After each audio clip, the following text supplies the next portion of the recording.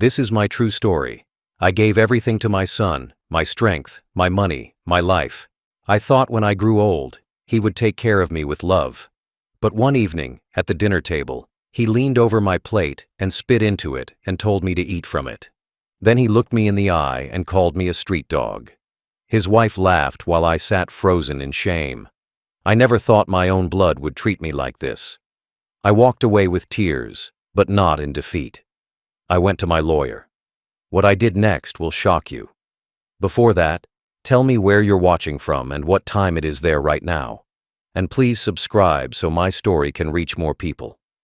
I was not born into comfort. My youth was spent breaking my body to earn a living. My hands were torn with blisters, my back bent under heavy loads, and my feet cracked from walking miles each day just to bring food home. But I did not complain. I told myself every drop of sweat had meaning because it was for my son. I wanted him to grow up with things I never had: education, security, dignity. I gave up my own dreams so he could have his.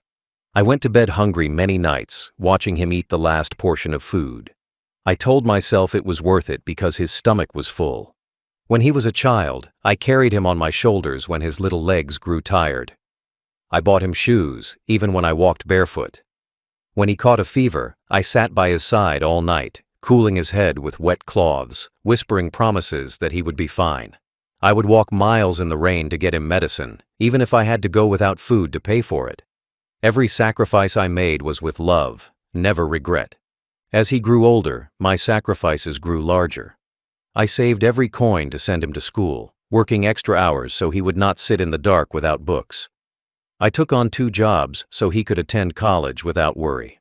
I wanted him to stand proud in this world, not bent over in shame as I had been. When he married, I gave him money for the wedding, even though it left my pockets empty. I bought him his first home, believing he would always remember who built the foundation of his life. Through all of it, I never once asked for anything in return. All I wanted was his respect. I thought respect was natural, born out of gratitude and love. I believed the bond between father and son could not break. I believed blood was enough to hold us together. But as the years passed, I began to see small changes in him. He no longer looked at me with the same eyes. The boy who once held my hand tightly as we crossed the street now pulled away. The young man who once smiled with pride at my sacrifices now looked at me with impatience. Still, I kept giving. I told myself patience was my duty. I told myself love would bring him back. I told myself that even if he forgot for now, one day he would remember. So I continued to support him, continued to help with money, continued to stay silent when he mocked me. But deep inside, I began to wonder, had my sacrifices made him strong, or had they only made him blind to the cost of my love? Even then, I never stopped. I worked until my bones ached so his life would be easy. I gave him every part of myself, believing it was the right thing to do. My entire life had been a father's sacrifice, and I thought that sacrifice would secure his love forever. But I was wrong. The change did not come all at once. It began like a faint crack in glass, small and almost invisible, but with time it spread wider until the whole surface was broken. At first, it was in his tone. My son no longer spoke to me as a son should speak to his father. His words grew shorter, sharper, and colder. When I asked him simple questions, he sighed as if I were a burden. When I tried to share stories from the past, he rolled his eyes as if my life meant nothing.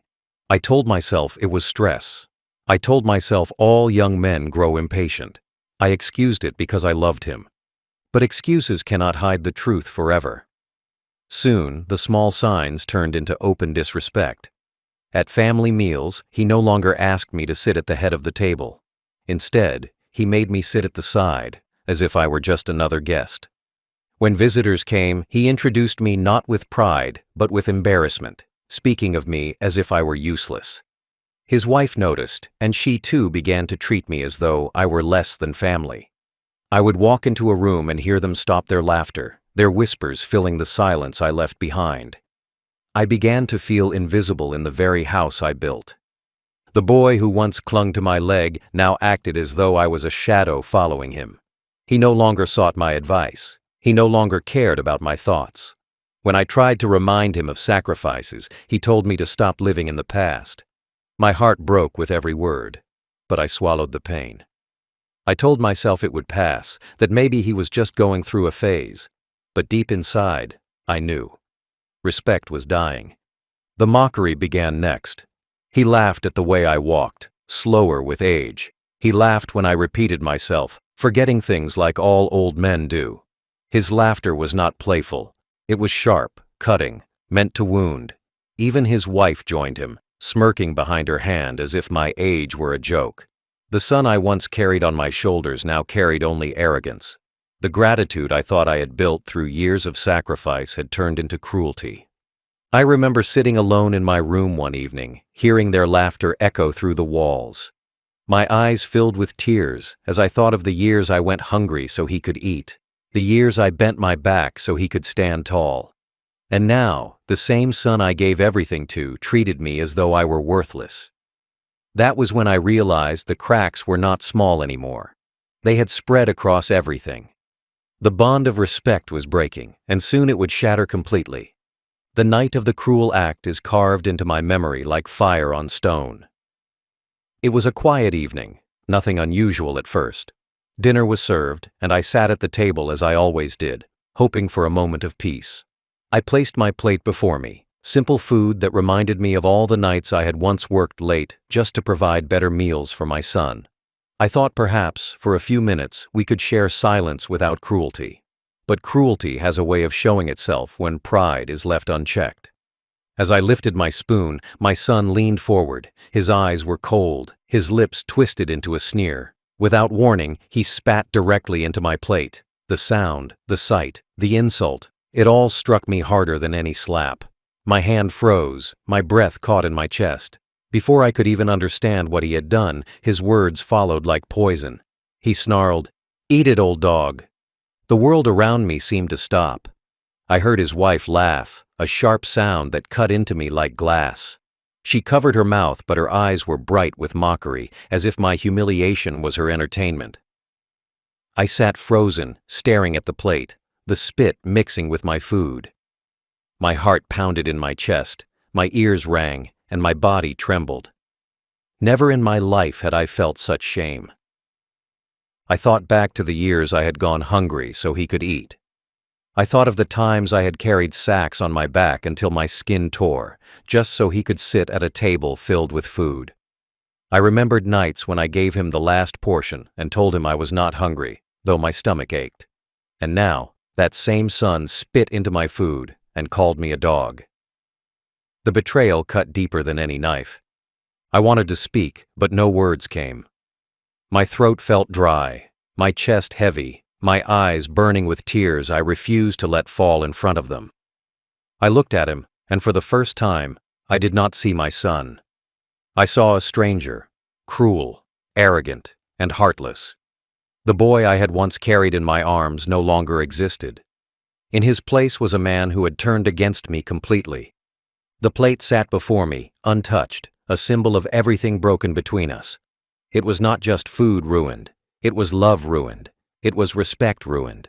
It was the bond between father and son shattered beyond repair. His wife's laughter echoed in my ears, and my son's smirk seared itself into my memory. That was the moment I knew.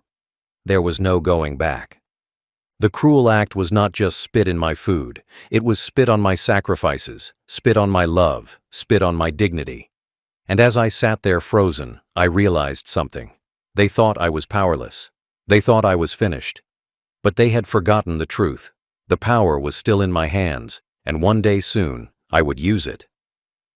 That night, I sat at the table in silence, staring at the plate I could not touch. My son's spit sat in the food I had once dreamed of sharing with love. His words still echoed in my ears. "Eat it, old dog." His wife's laughter lingered like a knife twisting deeper into the wound. My hands trembled on my lap, but I kept my eyes down so they would not see my tears. I would not give them the satisfaction of watching me cry. But inside, I was broken. I remembered nights when there was no food at all, when I worked myself to the bone so my son would never go hungry. I remembered skipping meals, lying to him with a smile, saying I had already eaten when the truth was my stomach ached from emptiness. I remembered carrying heavy sacks through mud and rain so I could bring home rice, beans, and bread. And now, the son who had eaten because of my hunger spat in my plate. The humiliation burned worse than fire. I thought of the nights I stayed awake, holding him when he was sick, praying to God to keep him safe. I thought of the times I sat outside his school, waiting just to make sure he had arrived, even when I was exhausted. I thought of every moment I had placed him first and myself last. And yet, at the end of it all, he saw me not as a father, not even as a man, but as a dog. The silence of that moment was heavier than any shout. I did not fight back. I did not argue. I simply pushed the plate away and lowered my head. But inside, my heart was screaming.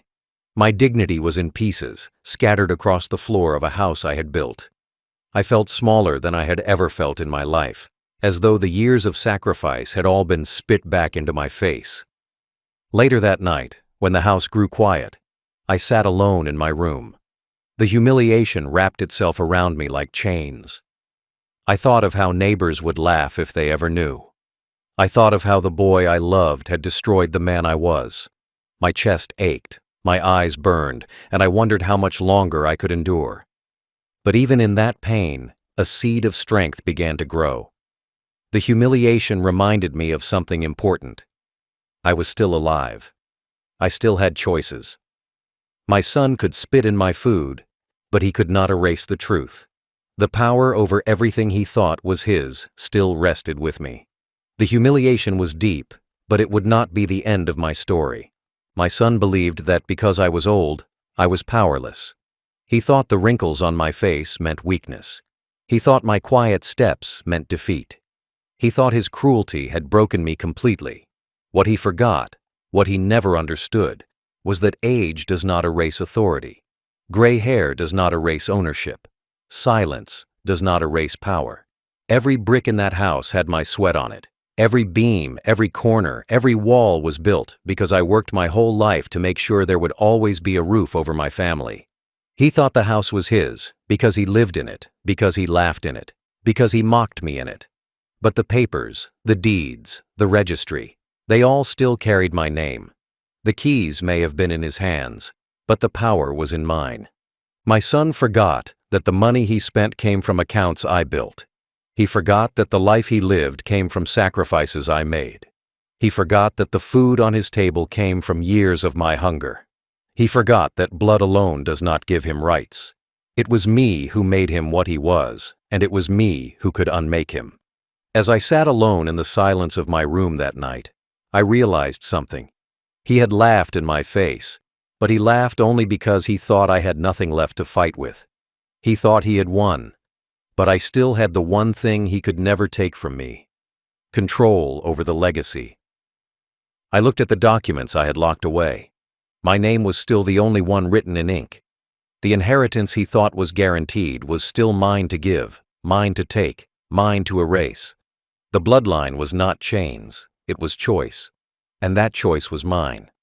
He forgot that cruelty has a cost. He forgot that arrogance has a price. He forgot that when a man spits on the hand that fed him, he risks losing everything that hand has built. My son forgot all of this, but I had not. My silence was not weakness. My silence was preparation.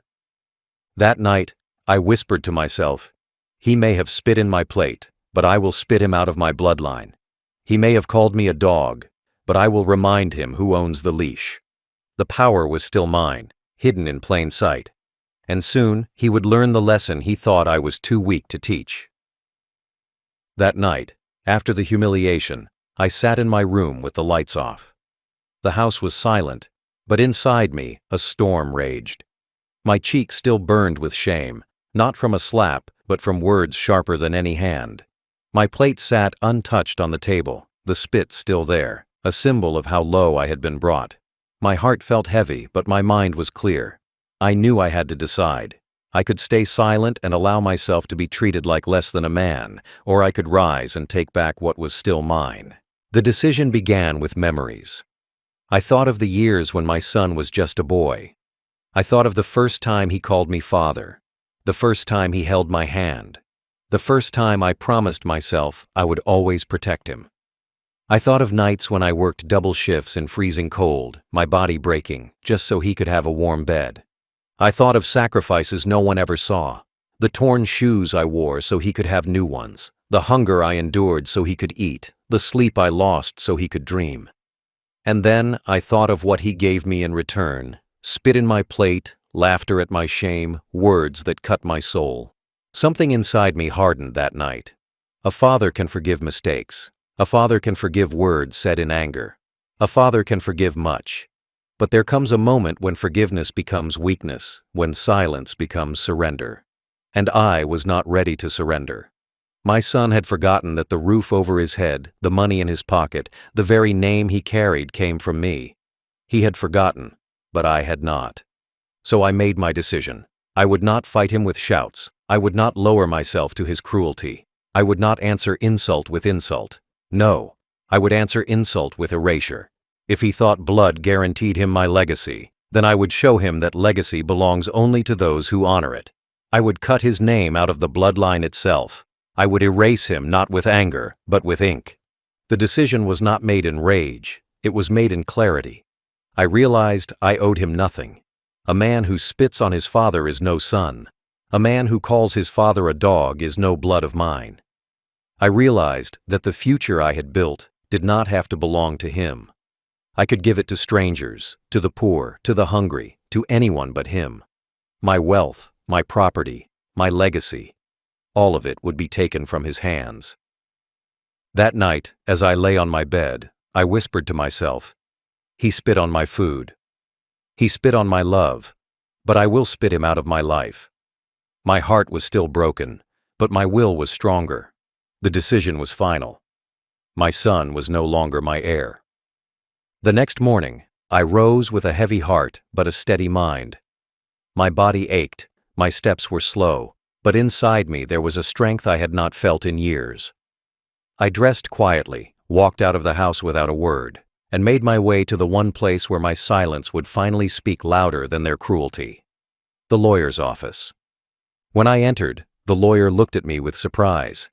He had seen me before, an old man bringing small matters, but this time there was no hesitation in my eyes. I sat down, leaned forward, and told him exactly what I wanted. I wanted my son's name erased, not only from my will, not only from my estate, but from every paper, every record, every registry that tied him to my legacy. I told him I wanted strangers, charities, orphans, anyone deserving to hold what my son believed was his. The lawyer stared at me, perhaps shocked by the firmness in my voice, but he nodded and began the process. The sound of the pen scratching across paper was like thunder in my ears. Each signature I placed was not just ink, it was freedom. Each document sealed was a chain broken. For every cruel word my son had spoken, for every act of disrespect, I erased a piece of his claim. I signed and signed until nothing remained with his name on it. The inheritance he bragged about, the wealth he thought was guaranteed, the properties he believed he owned, gone, every last part of it. I felt no joy as I signed. It was not revenge born of pleasure. It was justice born of necessity. My son had chosen cruelty, and I had chosen to answer it with truth. The truth was simple. He had no right to my legacy. Blood means nothing without respect. Family means nothing without honor. He had spit on both. The lawyer prepared the final will, and I signed it with a steady hand. In it, my son's name did not exist. The pages carried only the names of strangers, of causes, of children who would one day eat because I left them something behind. My son had spit in my plate and called me a dog, but now the food he mocked me over would feed others. The legacy he thought was his would heal wounds that he had never cared about.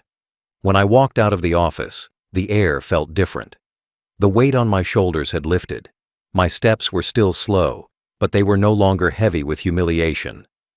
I had taken back the power he thought was gone.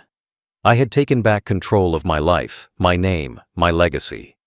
And though he did not know it yet, the son who had mocked me was already erased from everything he thought was his future. I returned home that evening, and as I looked at him laughing with his wife, I felt nothing but calm. They believed they were strong, that they had broken me. But they had no idea that with a few strokes of my pen, I had broken them instead. The execution was complete. My son no longer existed in my bloodline. My fortune, my estate, my inheritance, all belonged to others now. He thought I was powerless, but the truth was this: he was already standing on the ashes of a future that was no longer his. The days after I signed those papers passed slowly, but inside me there was a quiet strength. I no longer felt like a man chained to shame. I had taken back what was mine. Yet my son still laughed, still boasted, still carried himself like a king who thought the crown was glued to his head. He walked around with arrogance, bragging to his wife about the wealth he believed would always be his. He told neighbors that when I was gone, he would inherit everything. He spoke of selling land, of building bigger houses, of a future filled with comfort built on my back. He had no idea that I had already pulled the ground out from under his feet. Then came the day of truth. He went to the bank, as he often did, to use the accounts he thought he controlled. But this time, the doors did not open for him. His name no longer appeared on anything. Confused, he argued with the clerks, his voice rising until everyone in the room turned to look. He demanded answers, but the answers cut him deeper than he ever expected. The accounts were not his. The inheritance was not his. The house, the land, the money, none of it carried his name anymore. He stood there in disbelief, red-faced and trembling, as reality struck him for the first time. When he returned home, his rage filled the air like thunder. He shouted at me, his face twisted with anger, demanding to know what I had done. His wife stood behind him, pale and silent, her eyes wide with fear of losing the life she had enjoyed. But I did not shout back. I did not argue. I simply looked at him with calm eyes. And in my silence, he understood. He knew then that everything he had mocked me for, everything he had laughed about, had been taken away. The power he thought he had was gone. The fallout spread quickly. Neighbors who once envied him now whispered about his downfall. They had seen his arrogance, and now they saw his humiliation. The same man who spit in my plate and called me a dog was left with nothing but his shame. His wife, once filled with laughter, now turned bitter, blaming him for the ruin they faced. Their voices, once loud with cruelty, now grew sharp with desperation as bills piled up, as the life they thought was theirs began to crumble. I watched it all with quiet eyes. I did not rejoice in their suffering, but I did not regret what I had done. This was not cruelty. This was justice. My son had chosen to humiliate me, to treat me as worthless, to spit not only into my plate, but into the very bond between father and son. And now, he would live with the truth that he had erased himself. The fallout was not only in his life, but in mine too. For the first time in years, I felt peace. I no longer carried the weight of his disrespect. I no longer feared the next insult, the next humiliation. I had taken back my dignity, and with it, I had given my legacy to those who would cherish it instead of spit on it. My son walked the streets with his head low, people whispering as he passed. The man who once laughed at me in front of others now carried the laughter of others on his back. He had mocked me, but in the end, it was he who became the joke. That was the fallout. The day arrogance met truth and cruelty met justice. The aftermath of my choice unfolded like a storm that refused to pass. My son, once proud and arrogant, was now stripped of every illusion he had built around himself. The house he thought was his sanctuary no longer belonged to him. The money he had boasted about to his wife and neighbors was gone. The future he had spoken of so confidently had vanished like smoke. I watched him wander in confusion, his pride crushed, his arrogance exposed for what it was. Nothing but empty air. The neighbors who had once envied his lifestyle now looked at him with pity and contempt. They remembered how he had laughed at me, how he had called me names, how he had spit in my plate. They had seen him boast, and now they whispered about how quickly he had fallen. Shame followed him everywhere, clinging to him like a shadow he could not escape. His wife, once filled with cruel laughter, now carried bitterness in her eyes. She blamed him for everything. for their loss, for their shame, for the ruin of the life she thought she had secured. Inside the house, the walls echoed with arguments. Their laughter, once sharp against me, was now turned against each other. The cruelty they had poured on me was now eating them alive. The life they had built on arrogance was crumbling, and they could not stop it. My son's voice, once filled with commands and mockery, now cracked with desperation. He begged, he pleaded, but the truth was set in stone. His name was erased. His future was gone. For me, the aftermath brought a quiet peace. I no longer sat at a table in shame. I no longer lowered my eyes in silence. I no longer carried the burden of being mocked by my own blood. I had reclaimed my dignity, and with it, I had given my wealth to causes that mattered more than arrogance. My legacy now had meaning. It was not a gift to cruelty, but a shield for the deserving. I walked through the streets, and for the first time in years, I held my head high. People who had once pitied me now looked at me with respect. They saw not a weak old man, but a father who had chosen justice over silence. They saw a man who had endured humiliation, yet still found the strength to rise. And I felt within myself a freedom that cannot be measured in wealth. It was the freedom of dignity restored. My son, meanwhile, carried the true punishment. Not prison walls, not chains, but the heavy weight of knowing he had destroyed himself. He had spit on the hand that fed him, and now he had nothing. He had mocked the man who gave him life, and now life had mocked him in return. He walked through the same streets where he once laughed at me, but now the laughter was gone. In its place was silence, the silence of regret, the silence of humiliation, the silence of a man who had lost everything. The aftermath was a mirror. It showed me who I was, a father broken but not defeated. And it showed him who he was, a son who had traded love for arrogance and respect for shame. My justice was not loud. It did not come with fists or shouts.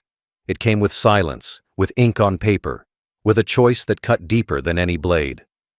My son had called me a dog, spit in my plate, and laughed at my pain. But I answered not with violence, not with anger, but with justice he could never undo. I erased his name from my bloodline. I gave my legacy, my wealth, my future to strangers who had never betrayed me. The justice was simple. He thought blood guaranteed inheritance. He thought cruelty carried no price. He thought he could humiliate me without consequence. But justice reminded him that a father's love is a gift, not a debt. Respect is earned, not demanded. And when that respect is shattered, the bond of blood means nothing. By cutting him out, I did not just remove his name from documents. I removed his claim from my heart. I removed his arrogance from my future. I left quietly, without a word to him or his wife. I packed only what I needed, and I walked away from the house I had built, the house where I had been shamed. I left the walls, the floors, the rooms filled with memories, but I carried my dignity with me. For the first time in years, I felt light. I was no longer a prisoner to their cruelty. I was free. The money that once kept my son drunk on pride now served others. Orphans who had no parents, no family, no safety. They now had food, clothes, and shelter because of my decision. Strangers who had never spat in my face now carried my name with gratitude. My legacy lived on, not in cruelty, but in kindness. That was my justice. My son thought he destroyed me, but I turned his insult into salvation for others. As for him, he remained in the house, but no longer as an heir, no longer as a man with a future secured. He remained only as a reminder of what arrogance brings. Neighbors who once heard his laughter now spoke of his downfall. His wife, who once mocked me, now mocked him. And he walked with the weight of knowing he had been erased. That was the punishment he could not escape. Grandpa's justice is not about revenge. It is about balance. He spit in my plate, so I fed others. He called me a dog, so I showed him that the real shame was his own. He believed cruelty had no cost, but I made him pay with everything he thought was his. And in the end, as I sat in my small room in peace, I whispered to myself, "He spit in my plate and called me a dog. I erased his name and gave my legacy to strangers who never betrayed me. That was justice. That was freedom. That was my story.